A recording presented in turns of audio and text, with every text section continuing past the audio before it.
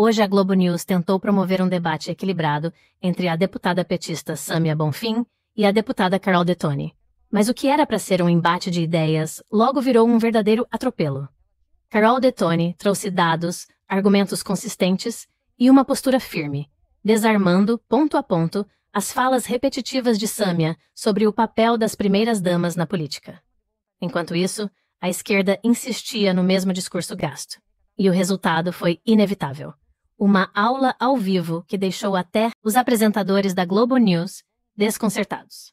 No fim, a emissora até tentou amenizar o estrago, mas a verdade, quando é bem dita, dispensa ajuda. Assista o vídeo com atenção, reflita e comente.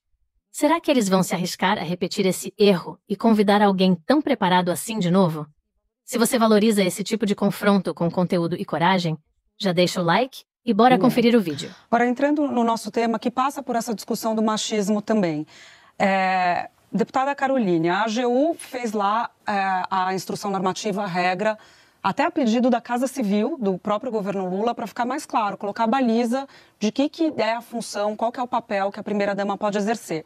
E aí, nessa colocação da AGU, nessa instrução normativa da AGU, ela falou que a função da primeira-dama deve ser muito escorada nos princípios da administração pública, que são de legalidade, impessoalidade, moralidade, publicidade, né, dos atos e eficiência. A senhora acha que isso está sendo cumprido, esses princípios estão sendo levados em consideração? Olha, eu acho que a Janja, ela passa muitas vezes do limite. Ela foi inoportuna na viagem da China, muitos membros da comitiva falaram que não era um momento de falas e ela criou esse momento para falar sobre um tema que é extremamente delicado, que é a regulamentação das redes sociais. Ela se porta como se ela tivesse legitimidade política. Se a Janja quer ter representatividade política e não o papel de primeira-dama, que pode ser exercido de outra forma, como trabalhos voluntários, esse papel simbólico, ela tem que se candidatar, se eleger e aí sim adquirir direitos políticos de representatividade. Agora, o que a gente vê é que a Janja tem muitos papéis inadequados. Então, por exemplo, ela se porta de uma forma inadequada, ela gasta o dinheiro público excessivamente em viagens internacionais. Eu mesma já fiz requerimentos de informação na viagem de Roma, na viagem de Paris, porque ela tem uma espécie de gabinete paralelo, ela nem é autoridade pública e ela tem 12 assessores, um gabinete com gastos, viagens internacionais milionárias, hotéis de luxo, é um esbanjar do dinheiro público e não quer se submeter à transparência, porque eles não prestam informações do que ela está usando de recurso público. E eu entendo que sim, deve ter transparência, moralidade e, sobretudo, ela entender que muitas vezes ela dá opinião como se ela fosse o próprio presidente da República e ela tem que entender o lugar dela. Ou seja, quer fazer esse papel, se candidate, se eleja para ir ter essa legitimidade. Deputada?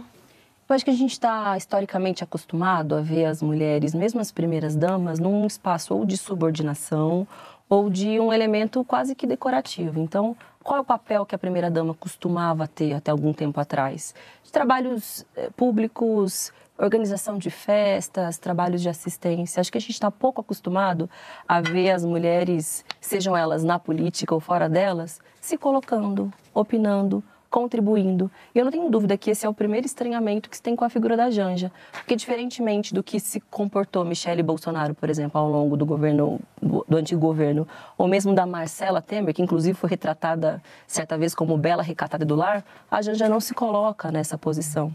E eu acho que aqui é menos uma discussão do que ela opinou ou não, porque eu acho que podem ter diferentes interpretações, alguém pode concordar, discordar. Mas, sem dúvida, a abordagem que se faz sobre a Janja, ela é mais indisposta, é mais ríspida pelo fato dela se colocar, dela não aceitar uma condição de primeira-dama meramente decorativa. Eu acredito que essa definição feita pela AGU, ela é importante porque pode tirar também, dirimir qualquer tipo de dúvida de se ela estaria extrapolando a função dela ou não, o que compete a ela fazer ou não.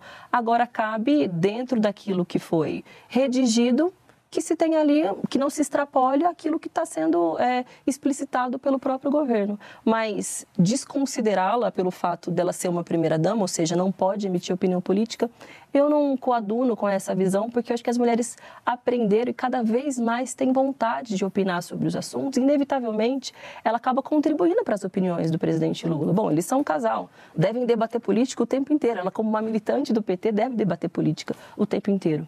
e eu acho que isso é natural. Gente, eu quero contrapor isso aqui, porque esse papel que eu tenho em mãos é justamente essa instrução normativa da AGU.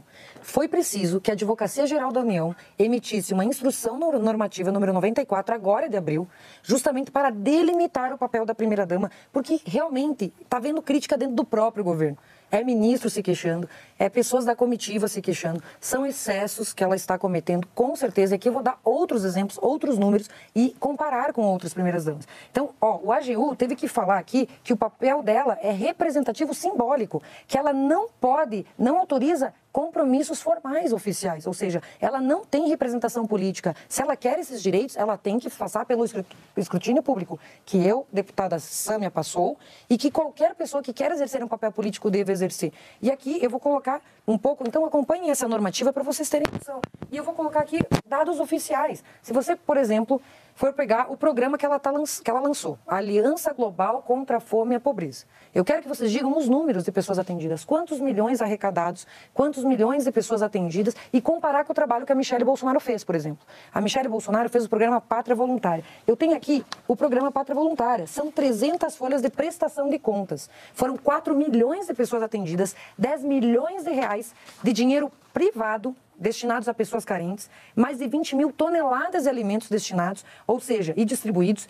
Então, eu queria saber o que a Janja tem feito, além de utilizar esse programa da Aliança Global contra a Fome e a Pobreza como justificativa para fazer viagens internacionais com uma equipe gigante, com um gabinete paralelo, que isso nem tem previsão legal, isso fere a moralidade, isso fere os princípios da administração pública, para ficar em hotel de luxo fazendo gastança. E vou dar um exemplo.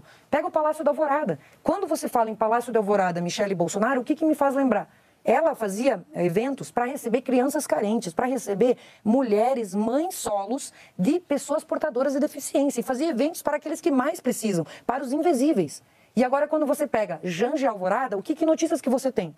É querendo colocar com reformas imóveis de luxo, já se gastou, gente, no Palácio da Alvorada, 26 milhões de reais. Isso, inclusive, fere a lei de licitações. Se você pegar o artigo 20 da lei de licitações, diz lá que é proibido gastar dinheiro público com itens de luxo. O que o Lula fez para atender os caprichos da Janja, com todo respeito? Sou mulher e tenho local de fala para falar. Ele criou uma instrução normativa para regulamentar o artigo 20 que proíbe itens de luxo para o erário público, para que ela pudesse gastar 26 milhões. E aí você pega e você vê, o tapete de 114 mil reais, 42 mil reais para uma cama, são 200 mil em cortinas. Aí você vai ver, por exemplo, você poderia, Sâmia, você que é no movimento pela moradia dos pobres, pega esses 26 milhões de reais e compra moradia. Se você converter em casas populares, a 75 mil reais, você consegue mais de 300 moradias. Se você pegar a realidade dos pobres que eles dizem representar, 90% da população brasileira, são 40 milhões de pessoas não têm casa própria. Então, que exemplo é esse que o pai dos pobres e sua esposa estão dando para aqueles que mais precisam? É justamente o contrário, é a hipocrisia. Por isso que eu estou aqui, para justamente criticar esse tipo de postura que não condiz com uma primeira-dama que deve servir de exemplo. Eu vou passar a palavra para a senhora comentar isso, deputada Sâmia, mas queria só pegar um ponto que a deputada falou que eu acho bastante relevante, que é entender o papel atual da primeira-dama, porque não existe uma dose de machismo na avaliação da senhora, ou até um olhar mais antigo do que se espera de uma mulher do lado de um presidente da República. Ela não deve falar sobre a política, ela não deve agir dessa maneira.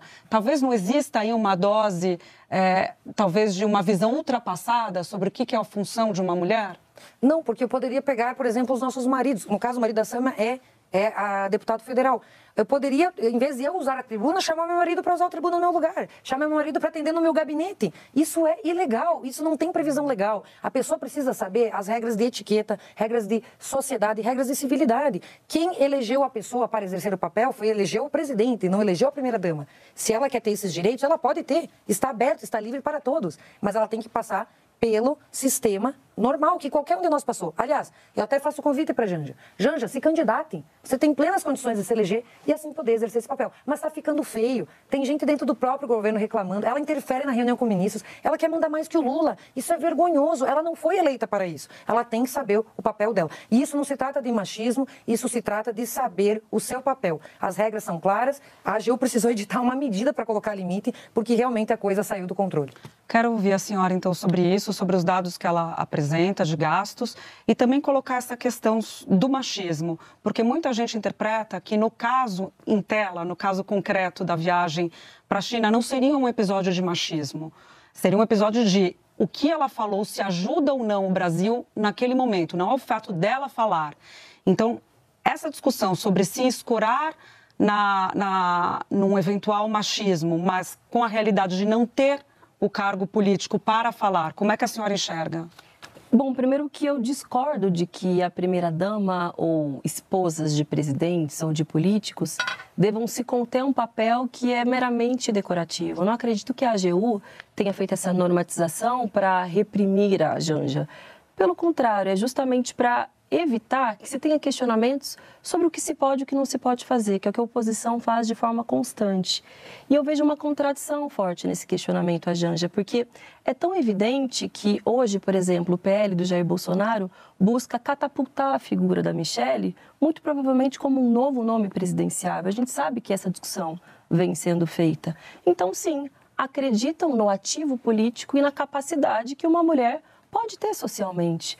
Não seria ela, muito possivelmente, uma nova candidata se ela não tivesse tido o papel de destaque que teve junto com o Bolsonaro. Então é absolutamente contraditório, ou seja, a Janja não pode participar politicamente. Mas por que raios a Michelle Bolsonaro poderia? E eu queria lembrar a deputada que citou algumas manchetes, mas tiveram manchetes importantíssimas sobre a Michelle Bolsonaro que a deputada se esqueceu. Por exemplo, quando ela foi identificada como quem recebia os cheques da rachadinha do gabinete do Flávio Bolsonaro. Ou então, quando o Mauro Cid sacava dinheiro na boca do caixa para pagar o cartão, os gastos esbanjados da senhora Michelle Bolsonaro.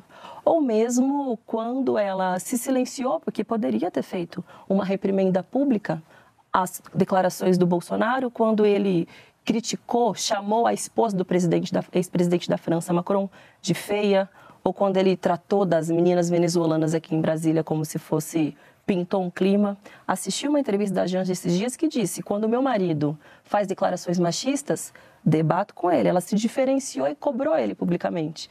A Michelle, muito pelo contrário, se colocou na posição de bela recatada do lar, nunca se diferenciou do Bolsonaro e, ao contrário, reforça o machismo. Então, existe uma contradição. O problema talvez seja que os bolsonaristas não aceitem que as mulheres não são mais submissas, que se querem se colocar na política.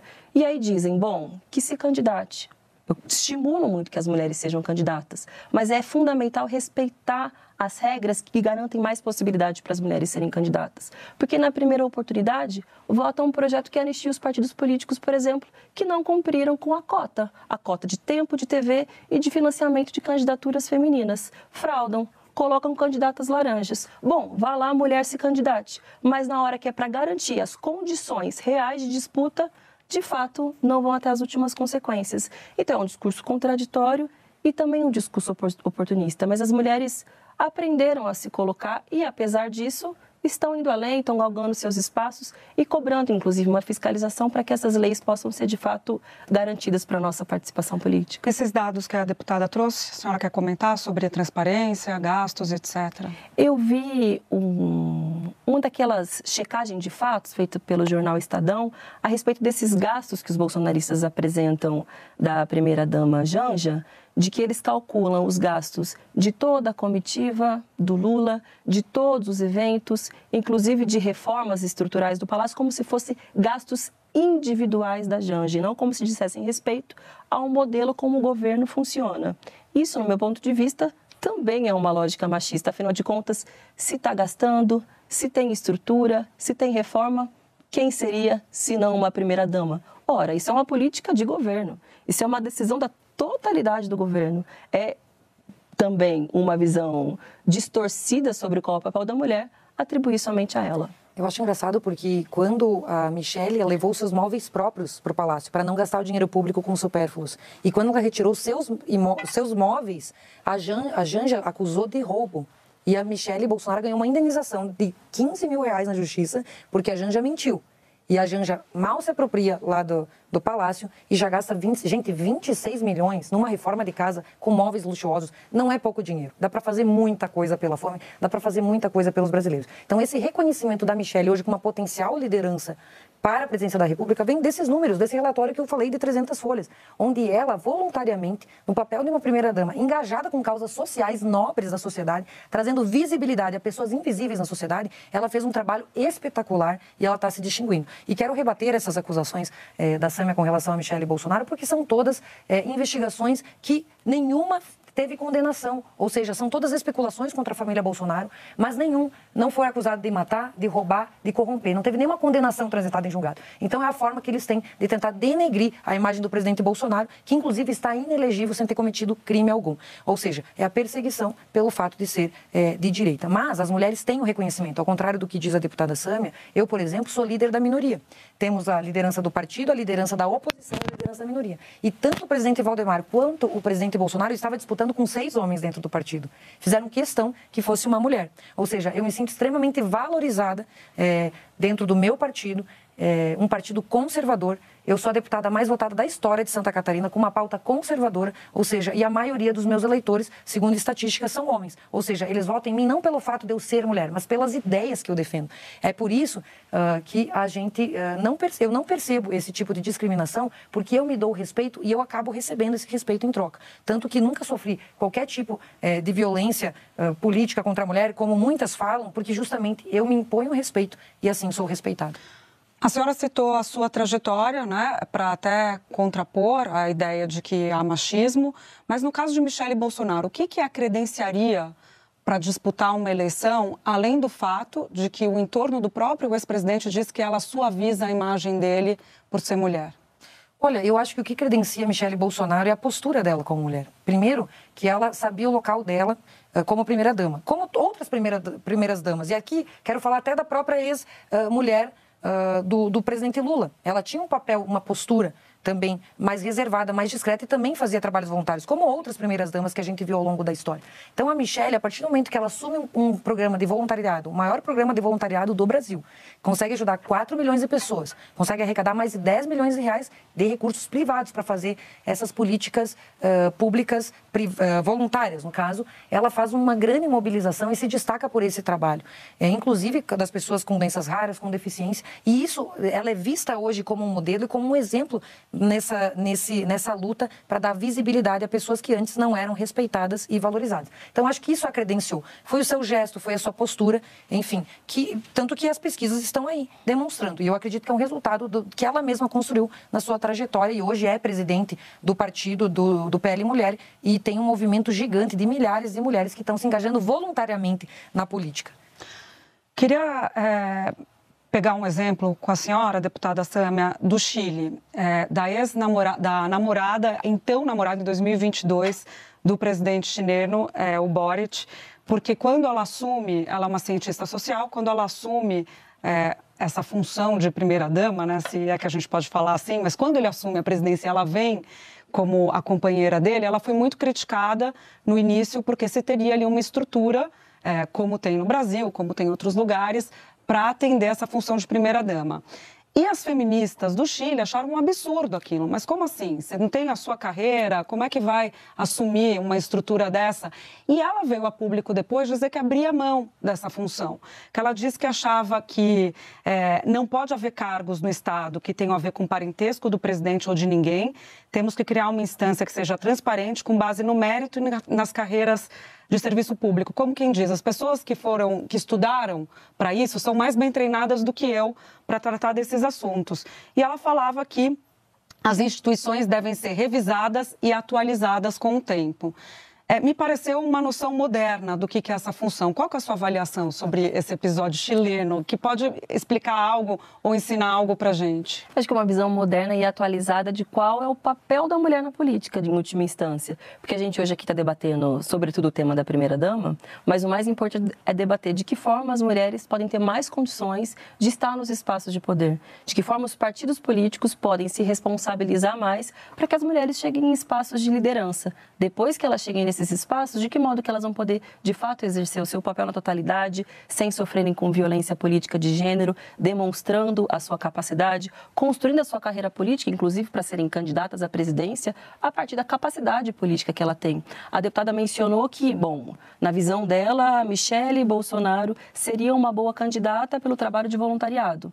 Não menosprezando o trabalho de voluntariado, que tem o seu papel, acho que tem a sua relevância, sobretudo na sociedade brasileira. Mas, evidentemente, não é isso que gabarita uma pessoa a ser uma candidata à presidência da República. São as opiniões, são as suas ações, é a forma como ela construiu a sua trajetória política, de que modo ela se comporta sobre o tema da economia, da educação, da política, do meio ambiente. Não o fato dela ser esposa ou ex-esposa de alguém, ou ela ser diretamente de confiança do Bolsonaro, que muito provavelmente confia em poucas outras pessoas para que possam disputar esse espólio depois que ele se tornou inelegível por ter cometido crimes contra o país. Então, eu acho que essa é a visão que a gente precisa se pautar para, de fato, que o Brasil avance, né? Sobre o papel das mulheres na política, ou seja, construírem a sua própria trajetória, serem respeitadas pelo que elas são depois que elas galgam esses espaços de poder e poder saber quais são as opiniões das mulheres. Elas não são um apêndice dos homens, ainda que algumas se contentem com esse espaço. A senhora, em 2024, deputada Sâmia, questionou o fato do prefeito de São Paulo, Ricardo Nunes, ter feito uma homenagem a Michele Bolsonaro e usou o Teatro Municipal para fazer essa homenagem. Recentemente, a Janja também recebeu uma homenagem por mérito na área da cultura, aqui em Brasília. Quais as diferenças nos dois casos? Michele Bolsonaro não me parece ser uma mulher que merece ser homenageada pela cidade de São Paulo, pelo trabalho que ela fez com relação ao país. Eu lhe pergunto, qual é a relevância da Michele Bolsonaro para a cidade de São Paulo? Ela não é de lá, ela não se compromete com os direitos da população e, claramente, aquilo se tratava de um palanque, uma forma dele se aproximar do público, do eleitorado bolsonarista. E ali havia uma crítica também sobre a utilização de um espaço público pelo prefeito da cidade para homenagear alguém num tipo de atividade que não era propícia para um espaço como o Teatro Municipal, que a própria legislação da cidade e do teatro não autoriza o espaço para esse tipo de atividade. Pois então eu vou entregar aqui o relatório das mais de 300 páginas, onde consta todo o trabalho voluntariado para as 4 milhões de pessoas atendidas e mais aqui, só no estado de São Paulo, como Pátria Voluntária, foram 510 mil pessoas atendidas. Então, só pelo fato de 500 mil de pessoas de São Paulo terem sido beneficiadas pelo programa Pátria Voluntária da Michele Bolsonaro, acho que ela merece essa comenda. E vou já entregar para a Sâmia esse relatório, deputada Sâmia. Se quiser até sugerir para a Janja dar uma olhada, eu acho que pode... é uma sugestão até para dar uma olhada, para que o Aliança contra a Fome e a Miséria tenha realmente resultados concretos. Porque eu vou dizer para vocês, o que eu falei aqui não é nenhuma defesa a Michele Bolsonaro, são dados de pesquisas, fatos reais, que estão surgindo nas pesquisas de opinião popular. Não é uma opinião da Caroline. O fato é que institutos de pesquisa hoje, uma vez caso que o nosso candidato é o presidente Bolsonaro, mas uma vez continuada a inelegibilidade dele até o último momento, espontaneamente ela tem surgido como um nome. E aí, a deputada Sâmia desqualificou ela por causa da formação, porque não tem entendimento em várias áreas, porque qual é a formação dela, etc. Mas o próprio Lula é um líder carismático da esquerda que também é exaltado pela população. E a Michele tem esse carisma e ela está sendo exaltada e está despontando nas pesquisas. Então, o que eu falei aqui com relação a Michele Bolsonaro não é nem a minha opinião pessoal. Acho que ela é gabaritada assim, conheço ela, é um ser humano ímpar, espetacular, tem plenas condições de fazer uma equipe técnica como o Bolsonaro fez para botar o país nos trilhos, mas independente da minha opinião pessoal, as pesquisas estão apontando ela como favorita. Então é muito importante a gente falar que a opinião do povo está aí e foram dados esses que eu trouxe. Esse vídeo foi a prova explícita da diferença de uma deputada preparada para outra que só insinua. O que você achou desse embate? Você acha que a Carol Detoni conseguiu desconstruir de vez essa narrativa que a esquerda tanto insiste em repetir? Ou ainda tem espaço para esse tipo de discurso colar entre os desinformados? Deixa aqui nos comentários a sua opinião. Ela é essencial para manter esse espaço vivo, engajado e consciente. E se você quer continuar vendo esse tipo de conteúdo que vai direto ao ponto, com análise e verdade na medida certa, já se inscreve e ativa o sininho. Sua participação fortalece o nosso canal contra a censura e ajuda a furar a bolha. Eu sou Elowen Tavares, e por aqui a gente não negocia com a mentira. Obrigada por assistir até o final, e a gente se encontra no próximo vídeo. Até lá! E não esquece de compartilhar com quem precisa ouvir isso.